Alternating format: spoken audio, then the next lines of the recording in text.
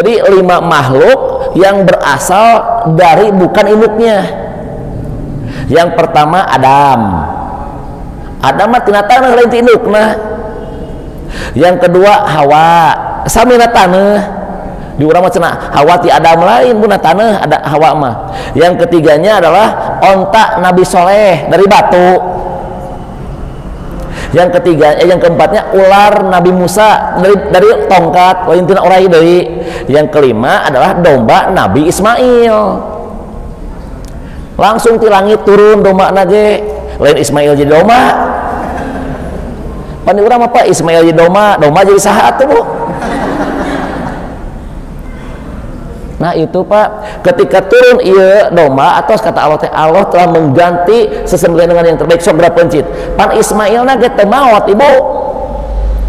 Dan ini Pak yang menjadi kekhawatiran saya sampai hari ini kalau orang-orang menjelaskan Ismail sampai kasih ka dieu pan Nabi Ismail na ge Ibu teu maot. Lamun Nabi Ismail teu maot berarti Nabi Ismail hirup. Kalau hidup berarti menikah. Kalau menikah nanti punya anak. Kalau punya anak nanti punya keturunan. Keturunannya siapa? Rasulullah bersabda, para sahabat tahu nggak saya ini siapa? Kata Rasulullah, aku ini keturunan dari 2 orang yang dulunya mau disembelih. Siapa yang pertama? Bapakna Ibrahim, bapakna Abdullah. Yang kedua Ismail. Apakah benar Abdullah dulunya mau disembelih? Iya. Kata Abdul Muthalib, kalau saya punya anak laki-laki 10, maka aku 1 akan berikan ke Ka'bah, akan saya sembelih korbankan ya gitu. Benar pas 10 datang Abdullah teh, maka dikoclok.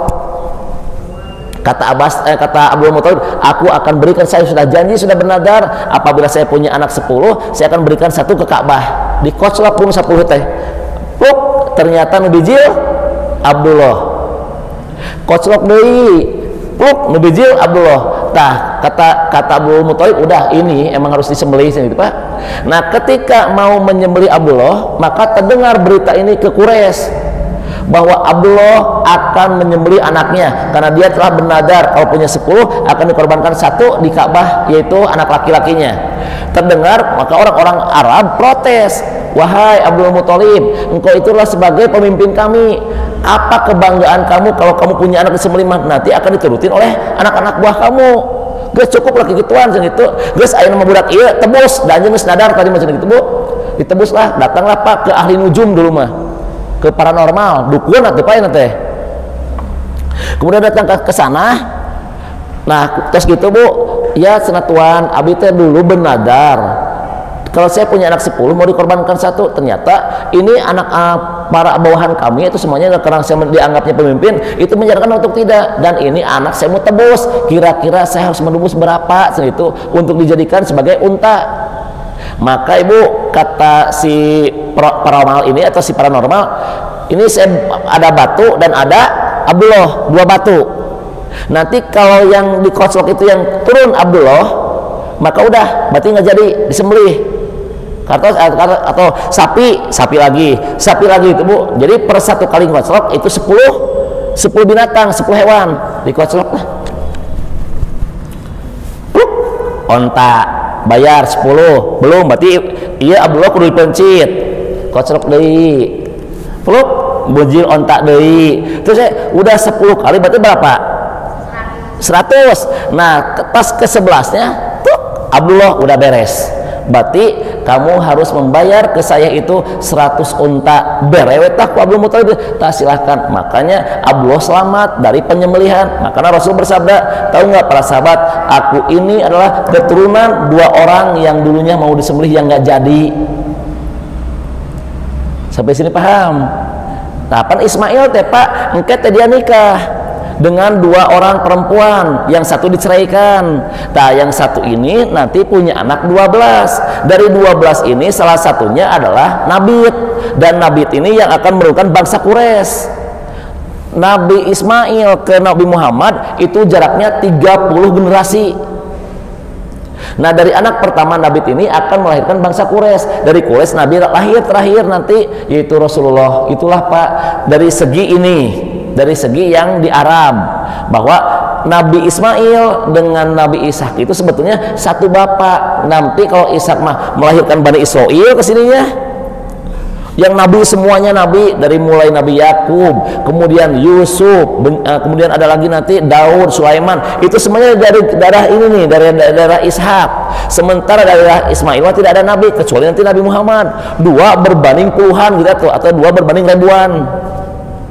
Nabi yang dibunuh oleh Bani Israil ibu itu sekitar 1000 lebih pak.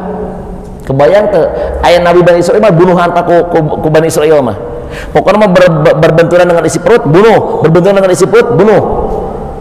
Itu bukan 1 2 apa yang dibunuhnya, banyak apa yang dibunuh teh. Maka nabu lawan ayah orang Yahudi sekarang ngebunuh orang-orang itu dianggapnya biasa. Kenapa? Karena nabi-nabi bahwa dibarunuh geus biasa.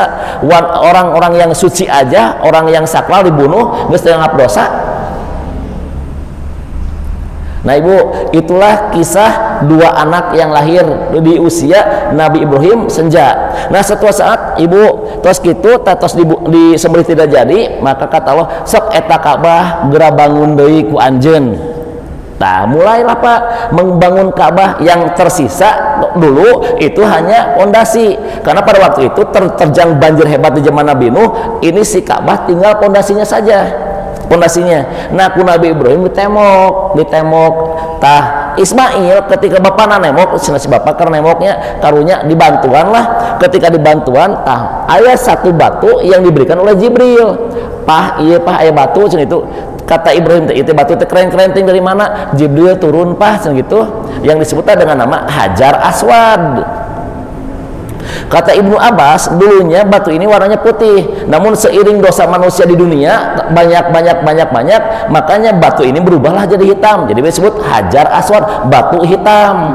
Dan batu hitam ini dulunya gede ibu, ternyata pernah dicuri oleh orang Syiah dan dihancurkan pak, kemudian dibunuhlah orangnya karena mencuri, dan sekarang tinggal serpihan-serpihannya, tidak utuh seperti dulu.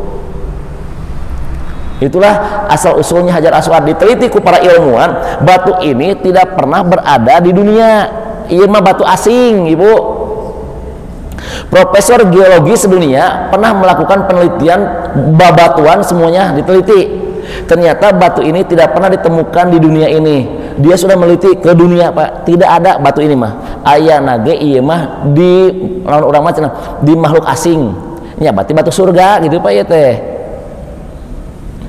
Kartos ibu hoyong terang ke sungai surga Citanduy itu.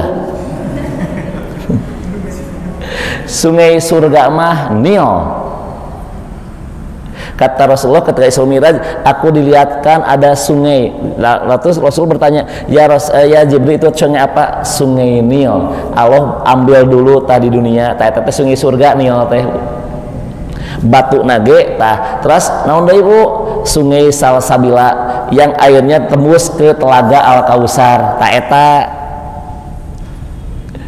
tadi saya terangkan tuh di Grand Mayasari berapa legana telaga yang Rasulullah akan berikan airnya. Itu adalah legana teh ti Arab ke mana pak?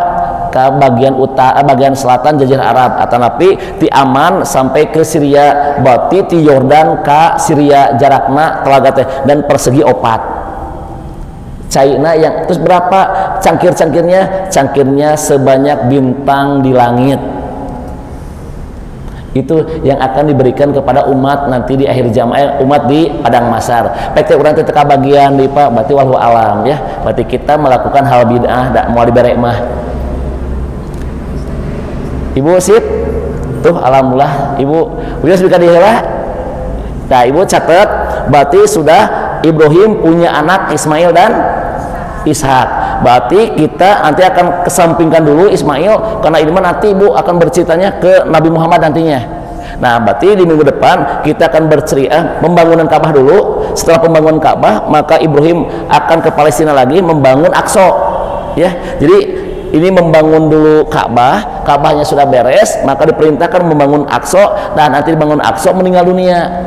Nah sebelum membangun Aqsa, ini Hajar meninggal dunia di Mekah, maka Ibrahim itu disuruh menikah dulu, menikah dengan Hajun dan Kenturah, eta teh ku Ismail. Nanti insya Allah di 2 minggu yang akan datang tepatnya atau lengkapnya. Siap ibu ngawas deui? siap bu, kan bayar liar ge bunya. Rabbana atina fid dunya hasanah wa fil akhirati hasanah wa qina adzabannar. Assalamualaikum warahmatullahi wabarakatuh.